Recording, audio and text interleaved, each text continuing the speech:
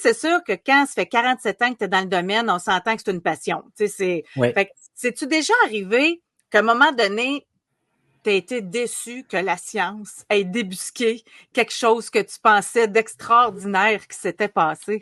En fait, c'est un long 47 ans, c'est un long processus, hein? Ouais, ouais. Ben, en fait, avec le temps, là où j'ai changé, il y a plusieurs choses, hein, parce que je pourrais presque écrire un jour mon autobiographie. Euh, Moi, quand j'ai commencé à m'intéresser aux phénomènes paranormaux, j'étais un peu comme à peu près l'ensemble des gens. Je lisais des livres, j'avais mes croyances personnelles, bien sûr. Je lisais des livres et peut-être dû à l'éducation dans les années 60, hein. Moi, je me rappelle quand on allait à l'école, le principe, c'était si c'est dans un livre, c'est que c'est vrai, hein. On nous enseignait ça à l'école. Si c'est dans le livre, c'est que Ouais, c'est vrai. ouais, Donc, ouais. j'avais tendance, j'appliquais le même modèle dans mes lectures de divertissement. Donc, je lisais des ouvrages qui parlaient de soucoupes volantes, de fantômes et tout le reste. Et j'avais tendance à croire les auteurs qui écrivaient ces trucs-là. C'était dans le livre, hein. On nous avait enseigné que c'était dans le livre, c'est vrai. Avec le temps, évidemment, j'ai développé plus de sens critique par rapport à ça. Fait que là, et à partir d'un moment donné où j'étais adulte, j'ai eu les moyens de voyager, j'ai consacré toute ma vie à ça. Et je suis allé un peu partout dans le monde. J'ai fait des reportages, des documentaires sur les sujets. J'ai rencontré plein de gens et j'ai découvert, en fait, ça c'est triste à dire, mais qu'à peu près 90-95% de ce que tu retrouves dans la littérature est ou bien faux, ou l'information a été manipulée dans le sens que l'auteur veut t'amener à croire. Parce que quand j'étais sur le terrain et je rencontrais des gens, les gens qu'on n'entend pas ou qu'on ne voit pas à la télé ou on ne lit pas dans les livres, ils ont parfois des histoires fort intéressantes à nous raconter. Et quand on Ouais. découvre ça, on se dit, ah, ça donne un autre son de cloche. Et à partir de là, progressivement, ça s'est pas fait du jour au lendemain, mais progressivement, peu à peu, je suis devenu de plus en plus critique.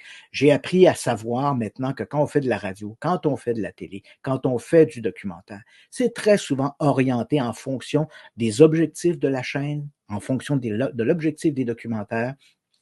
Moi, combien de fois je me suis fait, pas interdire, mais rejeter des projets que j'avais proposés à des grands diffuseurs au Québec, on pense Canal D et autres, parce que je disais, ce serait intéressant qu'on regarde, par exemple, comment nos sens cognitifs peuvent nous tromper dans une maison hantée. Et la réponse qu'on me faisait, c'est, Christian, des maisons hantées, des maisons pas hantées, on n'en veut pas.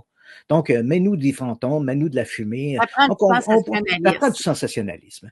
Malheureusement, c'est comme le disait Bob Dylan, hein, il y a plusieurs façons de raconter une histoire. Le sensationnalisme n'en est pas une, mais malheureusement, dans les médias, on veut du sensationnalisme.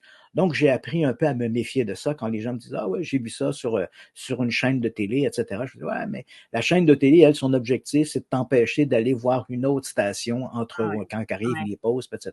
Donc, il y a ouais. tout un mécanisme derrière ça. La télévision, malheureusement, et les documentaires, c'est de la business. On veut faire des sous avec ça, puis la façon de le faire, c'est il C'est faut plus impressionner les vendeur gens.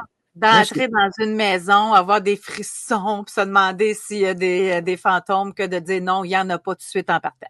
Fait que ouais, c'est. et surtout, et en même temps, on est humain. On aime cette idée-là qu'il y a des choses qui nous échappent, il y a un espèce de monde merveilleux. Fait que si moi j'arrive et je te dis, écoute, José, dans cette maison hantée, là, c'est peut-être pas de fantômes. C'est peut-être que la maison, à cause de la ventilation, par exemple, il peut y avoir dans l'environnement des champignons. Puis le fait d'être exposé longuement à ces éléments toxiques dans une maison, ben, peuvent amener une forme d'hallucination auditive et visuelle qui éventuellement t'amène à croire que la maison est hantée, mais c'est pas ça. En fait, tu es intoxiqué par l'environnement. Les champignons, c'est quand même moins intéressant qu'un défunt qui Ouais. revient de l'au-delà, tu sais.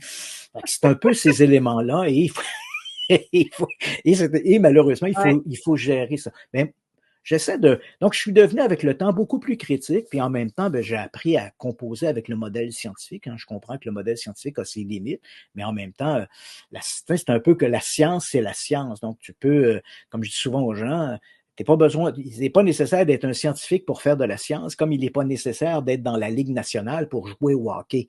Mais ce que tu ne peux pas faire, tu ne peux pas aller jouer au hockey, ne serait-ce que sur une patinoire derrière ta résidence. Tu ne peux pas aller jouer au hockey en appliquant les règles du baseball. Tu ne joues plus Ouais. au hockey, là.